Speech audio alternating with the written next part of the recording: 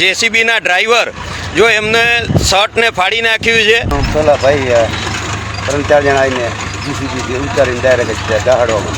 વર્ષોથી ભાજપના વોટરો છે, ભાજપના સભ્યો છે, પણ છતાં પણ હેરાનગતિ કરવા માટે કશું જ બાકી રાખતા નથી। ખોટી દાદાગીરી કરીને આ લોકો હેરાન કરે છે। એ લોકો પાછળ છે। અત્યારે આ બધી જ પરમિશનો લીધેલી છે, અમારી જોડે બધા જ કાગળિયા છે।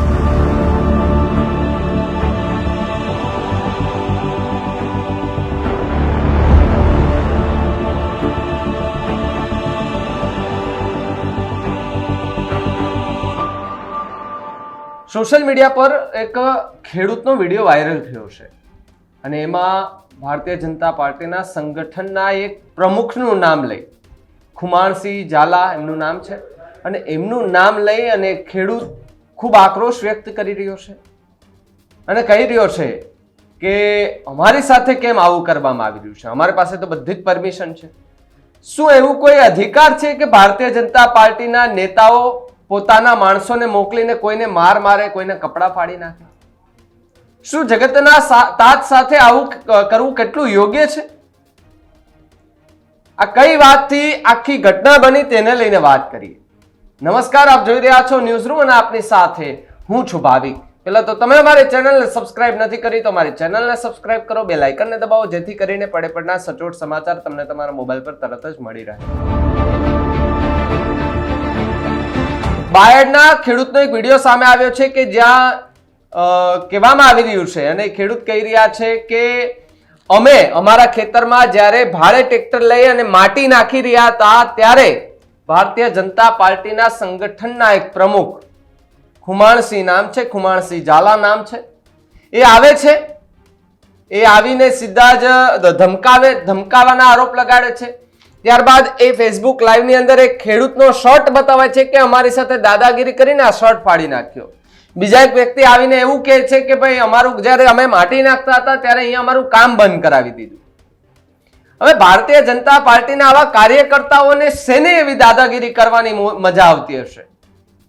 જો એ ખુમાણસિંહ છે એને એવું તો શું નડતું હશે કે ખેડૂતોની ત્યાં આવી રીતે પહોંચી ગયા? ત્યાં આ થોડાક વિડીયોમાં આગળ જુઓ તો તમે ત્યાં ઘણી બધી પબ્લિક પણ ઊભી દેખાય છે, લોકો ઉભેલા દેખાઈ રહ્યા છે। ભારતીય જનતા પાર્ટીના નેતાઓ પોતાના સ્વાર્થ માટે એક ખેડૂત સાથે પણ આવું કરી શકે છે એ આપણે જોઈએ છે ને આ વિડીયો પરથી ખબર પડે। પણ આખી ઘટના શું છે એ તમારે જાણવી હોય તો તમારે પહેલા આ વિડીયો જુઓ જેની અંદર એક ખેડૂત સાથે ભારતીય જનતા પાર્ટીના એક સંગઠનના પ્રમુખે શું હાલત કરી। ડેમ ઊંડા કરવા માટેનો આખો પ્રોગ્રામ ચાલી રહ્યો છે। અહીંયા પરમિશન પણ લીધેલી છે, દરેક જગ્યાએ પરમિશન પણ લીધેલી છે, પણ છતાં પણ અહીંયા લોકના સરપંચ ખુમાનસિંહ જેઓ ભાજપના વાયડ તાલુકા પ્રમુખ છે, પોતાની દાદાગીરી કરી અને આ જો આ ટ્રેક્ટરો, ખેડૂતોના ટ્રેક્ટરો, ખેડૂતો પોતાના ખેતરમાં માટી નાખે છે તો પણ છતાં પણ એમના ખર્ચે નાખી રહ્યા છે, છતાં પણ આજે નાખવા નથી દેતા। અને જુઓ આ જેસીબીના ડ્રાઈવર જો એમને શર્ટને ફાડી નાખ્યું છે ને જે શું કહેવાય કે પોતે અહીંયા જેસીબીમાં હતા તો ખોટી દાદાગીરી, ગાળો ગલોચ કરી અને આજે એમની ટીમ ખુમાનસિંહ અને એમની ટીમે જુઓ આ કાકાની હાલત। કાકા શું થયું તું બતાવો। આ જુઓ પેલા ભાઈ 3-4 જણા આવીને જેસીબી ઉતારીને ડાયરેક્ટ દહાડવામાં।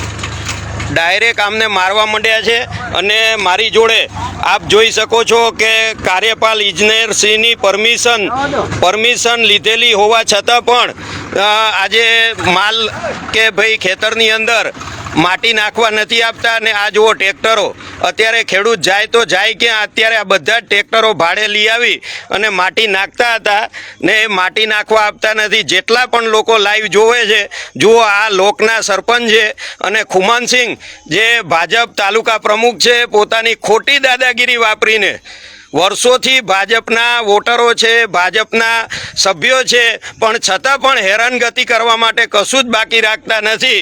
આ રે રુચિતભાઈ તમને શું કહેતા હતા? ચાલુમાં બંધ કરાવી દીધું છે કામ। ચાલુમાં બંધ કરાવી દીધું છે। આ બધા જ ટ્રેક્ટરો અત્યારે આપ જોઈ શકો છો કે આ રહ્યું, આ જુઓ ખોટી દાદાગીરી કરીને ખોટી દાદાગીરી કરીને આ લોકો હેરાન કરે છે. એ લોકો પાછળ છે. અત્યારે આ બધી જ પરમિશનો લીધેલી છે, મારી જોડે બધા જ કાગળિયા છે. તો ભીખાજી ઠાકોર સાહેબ જે અરવલ્લી જિલ્લા પ્રમુખ છે અને ભાજપના પ્રમુખ CR પાટીલ તેમજ ધારાસભ્ય ધવલસિંહ ઝાલાને પણ જાણ થાય કે જુઓ આ રીતના કાયદેસરના હેરાન કરવામાં આવે છે. જોયું ને તમે આ જગતના તાતના દ્રશ્યો સાંભળ્યા તમે? હાથમાં એક લેટર બતાવે છે ને કહી રહ્યા છે કે અમારી પાસે તો પરમિશન છે માટી નાખવાની, છતાં પણ અહીંયા ભારતીય જનતા પાર્ટીનો, અરે ભાઈ તમારે, તમે કોઈ ગવર્મેન્ટ અધિકારી નથી, તમે માત્ર નેતા કે તમે પ્રમુખ હોય તો તમારા એ પાર્ટીના ભાઈ, બરાબર?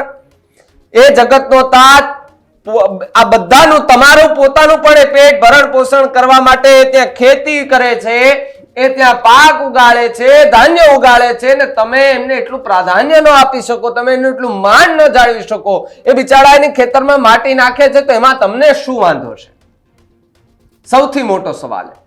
પરમિશન લીધેલી ના હોય ને કદાચ કોઈ કાર્યવાહી કરે તો બરાબર છે કે ખેડૂતને ઠપકો આપી શકાય કે તમારી પાસે પરમિશન નથી, પણ અહીંયા તો ખેડૂતે પરમિશન પણ લીધી છે. ટ્રેક્ટરો એટલા માટે જ આગળ, સાહેબ ખેડૂત સૌથી સારો માણસ હોય ને તો સૌથી ખેડૂત માણસ છે, કારણ કે કદાચ લાખ રૂપિયાનો માલ સામાન ભેગો કરી અને પાક ઉગાડ્યો હોય ને તો એને એમાંથી કેટલા મળે ખબર ને? 50-60 હજાર રૂપિયા વધીને મળતા હોય, છતાં પણ એ ખુશ હોય છે. કહેવાય છે ને જગતનો તાત. અને એ જગતના તાત સાથે આવું વર્તન જરાય યોગ્ય ન કહી શકાય. ખાસ કરીને જ્યારે ગુજરાતની વાત કરવામાં આવે, ગાંધીના ગુજરાતમાં આવી લુખ્ખાગીરી અને આવી દાદાગીરી એ ભારતીય જનતા પાર્ટીના નેતાઓમાં ક્યાંક હમણાં વધારે પડતી જોવા મળી રહી છે. મારે CR પાટીલ સાહેબને કહેવું છે, મારે હર્ષભાઈ સંઘવીને કહેવું છે, મારે ગુજરાત રાજ્યના દાદા તરીકે ઓળખાતા, મૃદુ અને મક્કમ તરીકે ઓળખાતા ભૂપેન્દ્રભાઈ પટેલને કહેવું છે કે આ જોઈ લો તમારા ભારતીય જનતા પાર્ટીના નેતાઓની દાદાગીરી. તમે તમારી પાર્ટી માટે ખૂબ સારા કામ કરો છો, પાર્ટીનો વિકાસ થાય તે માટે પણ સારા એવા કાર્યક્રમો યોજો છો, તો થોડી ઘણી બુદ્ધિ આવા કાર્યક્રમોમાં એવી પણ વાપરો કે આવા કાર્યકર્તાઓમાં પણ થોડી ઘણી સારી બુદ્ધિ આવે અને ખબર પડે કે જગતના તાત સાથે આવું વર્તન ન કરાય. કારણ કે જગતનો તાત એ ઘણું બધું ભોગવીને બેઠો હોય છે, અને જ્યારે જગતના તાત ઉપર આફત આવે ને ત્યારે સરકાર પણ ક્યારેક કામ નથી આવતી. આ હક વાસ્તવિકતા છે, આ સ્વીકારવી પડે છે. ત્યારે સોશિયલ મીડિયા પર એ વિડીયો સામે આવતાની સાથે જ ફરી એકવાર બાયડ ચર્ચામાં આવ્યું છે.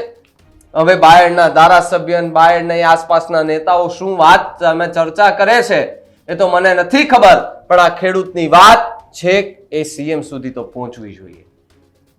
CM સુધી પહોંચે, હર્ષ સંઘવી સુધી પહોંચે, CR પાટીલ સુધી પહોંચે, કોઈના સુધી પહોંચે તો જાણવાના પણ પ્રયત્નો કર્યો કે તમારા એ ભારતીય જનતા પાર્ટીના પ્રમુખે આવી કરતૂત કેમ કરી, આવું કારસ્તાન કેમ કર્યું?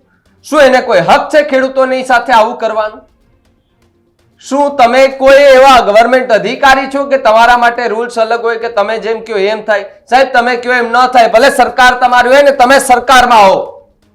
કાયદો કાનૂન એ ખેડૂતો માટે એક છે, મારા માટે એક છે, આમ જનતા માટે એક છે, તમારા માટે પણ એક છે. નથી તમારા માટે કોઈ અલગ કલમ બનાવવામાં આવી કે નથી મારા માટે કોઈ અલગ કલમ બનાવવામાં આવી. જે ગુનો તમે કરો ને હું કરું તો મારા ને તમારા પર બધી એક જ ગુનો દાખલ થવાનો છે. તો આવી દાદાગીરી શા માટે કરો છો ભાઈ? તમને એવું અભિમાન છે કે અમે કશું કરશું તો અમારી ઉપર કશું જ નહીં થાય કારણ કે તમે કમળનો ખેસ પહેર્યો છે? તો એ મનમાંથી કાઢી નાખજો.